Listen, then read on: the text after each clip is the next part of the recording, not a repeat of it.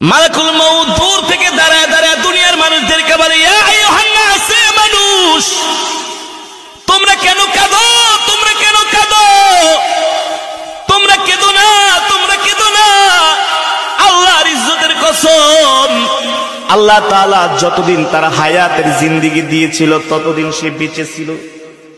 তার হায়াতের জিন্দেগি শেষ, দুনিয়া থেকে আল্লাহ তাকে উঠায় নিছেন। আবার যখন কান্না করে আজরাইল ডাক দিয়া বলে, ইয়া আইয়ুহান নাস, এ মানুষ তোমরা কান্না করো না। তার জন্য আল্লাহ তাআলা যতটুকুন রিজিক বরাদ্দ করেছেন ততটুকুন সে রিজিক খেয়েছে, তার একটা রিজিকও আর অবশিষ্ট নাই, তার রিজিক শেষ। এই কারণে আল্লাহ তাআলা তাকে দুনিয়া থেকে উঠায় নিয়েছেন, ঠিক কিনা? আবার মানুষ যখন কান্না করে, কবর ডাক দিয়া বলে, আজরাইল ডাক দিয়া বলে, দুনিয়ার মানুষ কান্না করো না, যে ইন্তেকাল করছে সে তো দুনিয়া থেকে বেঁচে গেছে।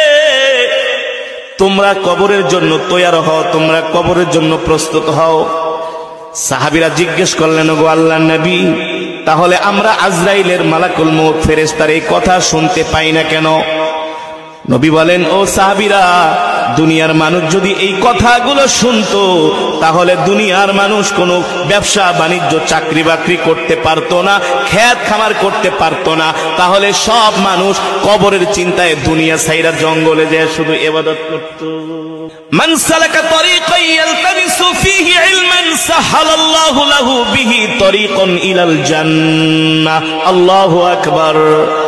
আল্লাহর নবী বলেন, আমার কোন উম্মত যদি দ্বীন শিখার জন্য, আমার কোন উম্মত যদি কোরআন শিখার জন্য, আমার কোন উম্মত যদি দ্বীনের কোন কথা শোনার জন্য ঘর থেকে বের হয়ে যায়, এ যে সে কষ্ট করে করে ঘর থেকে বের হলেন, হেঁটে হেঁটে বের হয়ে কোরআনের মাজমা পর্যন্ত গেলেন, কোরআনের মাহফিল পর্যন্ত গেলেন, মাদ্রাসা পর্যন্ত গেলেন, দ্বীনি বিদ্যালয়ের ঘর পর্যন্ত গেলেন, এই যে তিনি কোরআন শেখার জন্য, দ্বীন শিখার জন্য ঘর থেকে বের হয়েছেন, এর বিনিময়ে আল্লাহ তাআলা তার জন্য জান্নাতের পথকে সহজ করে দিবেন।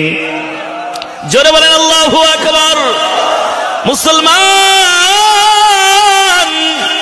আপনারা এই দিনের বেলা ওয়াজ মাহফিলে আসছেন, অনেকেই দুপুর বেলা এখনো খান নাই, অনেক দূর থেকে হেঁটে হেঁটে আসছেন।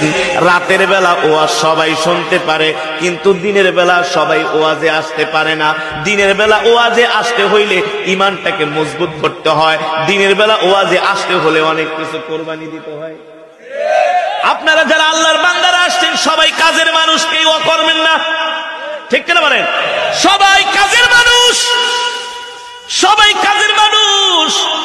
যখন থেকে মাইকে শুনছেন একজন কোরআনের কারি আসবে, একজন আলেম আসবে কোরআনের কথা শোনার জন্য, আপনার দিলের মধ্যে একটা আঘাত করছে। আজকে আমি কাজটাকে সংক্ষিপ্ত করে কোরআনের মজমায় যাব। আল্লাহু আকবার। আমি আমার কাজ আজকে করব।